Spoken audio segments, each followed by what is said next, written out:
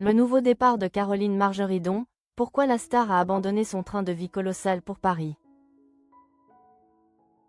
Derrière la polémique du collier flouté sur France 2, l'acheteuse star d'affaires conclue cache une histoire bouleversante.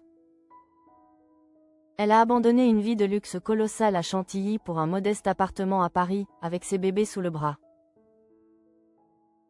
Paris. Les polémiques médiatiques semblent coller à la peau de Caroline Margeridon. Depuis le début du mois de novembre, la célèbre acheteuse d'affaires conclue est au centre d'un tourbillon numérique. La cause? Un jingle promotionnel de France 2 où le pendentif qu'elle porte, orné du mot hébreu haï, vie, pourtant non religieux, a été mystérieusement flouté.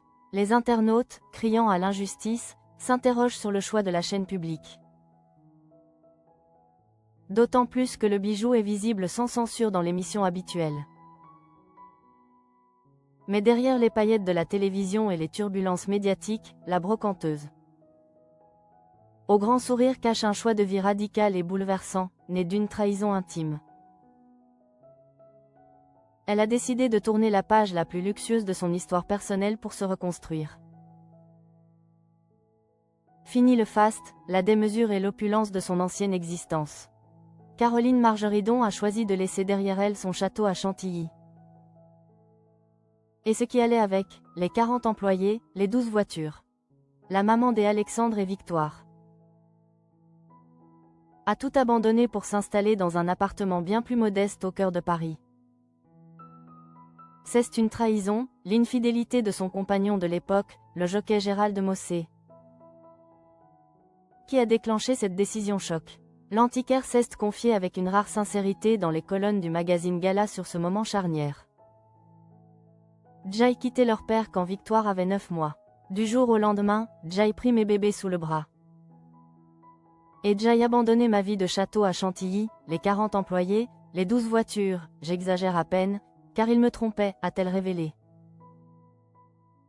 Le contraste entre sa vie d'avant et son nouveau départ à Paris était brutal et douloureux.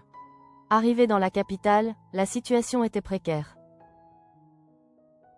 Quand Jay débarquait à Paris, ce soir-là, je n'avais même pas de lit pour moi, mes enfants dormaient sur des matelas. Mais je me suis ressaisie très rapidement.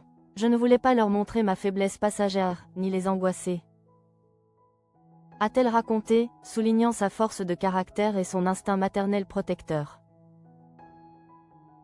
Depuis cet épisode de trahison et de reconstruction, Caroline Margeridon a traversé des périodes difficiles. Mais elle a su rebondir avec une bravoure impressionnante. Sa réussite professionnelle est aujourd'hui éclatante. Figure incontournable d'affaires conclues, elle continue d'investir passionnément dans des objets de collection et de vivre de son métier. Cependant, cette réussite n'a pas manqué d'attirer les convoitises de la pire espèce. La brocanteuse a subi un cambriolage dévastateur au sein de son appartement parisien. Voyant plus de 500 000 € de biens et des objets précieux disparaître. Un coup dur pour celle qui, malgré la douleur et les épreuves, elle a récemment levé le voile sur le nombre de ses partenaires intimes en interview. Incarne la résilience et la capacité à se relever après une chute spectaculaire. L'histoire de Caroline Margeridon est celle d'une femme qui a osé dire non au luxe factice pour choisir l'honnêteté et la dignité. Prouvant que le vrai courage ne se trouve pas dans les châteaux, mais dans les choix difficiles faits pour soi et pour le bonheur de ses enfants.